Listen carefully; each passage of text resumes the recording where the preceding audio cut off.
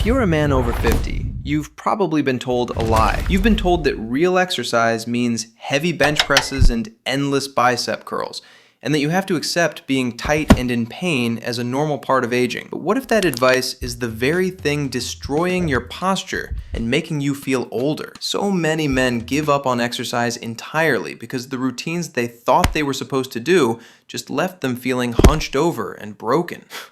Forget about that past. Whatever routines you were on or weren't on don't matter. What I'm about to show you will fundamentally change how you exercise, and you can do it right from the comfort of your own home. This isn't just a list of exercises. This is a system to improve your posture, increase your strength, and build muscle tone all at the same time. The first exercise is the Hindu push-up. This is one of the best exercises for men over 50 because it solves a huge problem. So many men want to work their chest and arms, so they do the bench press and curls. But over time, as your chest and arms get tighter, your posture gets worse and worse. You can't extend your spine. The Hindu push-up gives you that great chest and arms while building a flexible spine that lets you move. You'll start in a downward dog, focusing on bringing your head between your shoulders to get that upper back flexibility. Then, bend your elbows and dive down until your nose grazes the ground, flowing immediately into an upward dog position. Squeeze your glutes. Keep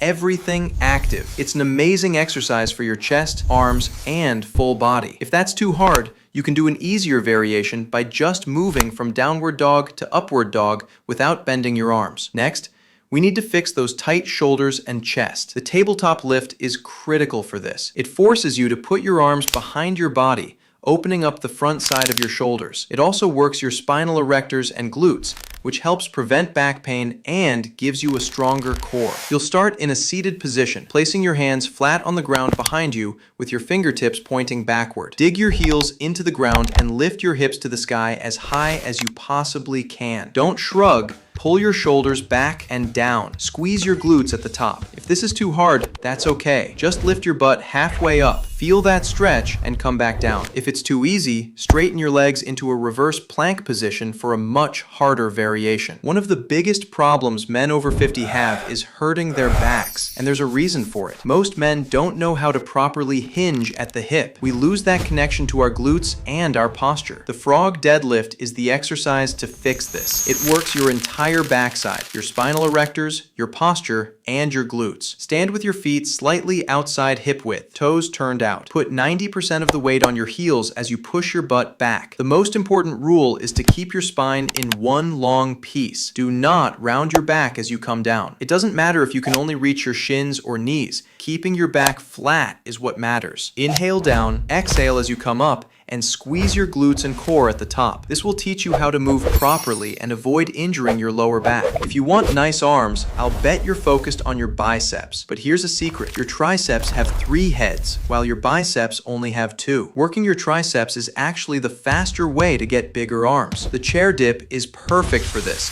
and it also improves your chest flexibility. You'll need a chair. Put your hands right by your hips with fingertips facing forward. Always keep good posture. Pull your shoulder blades back and push your hands down. Never slump. Come down as deep as you can.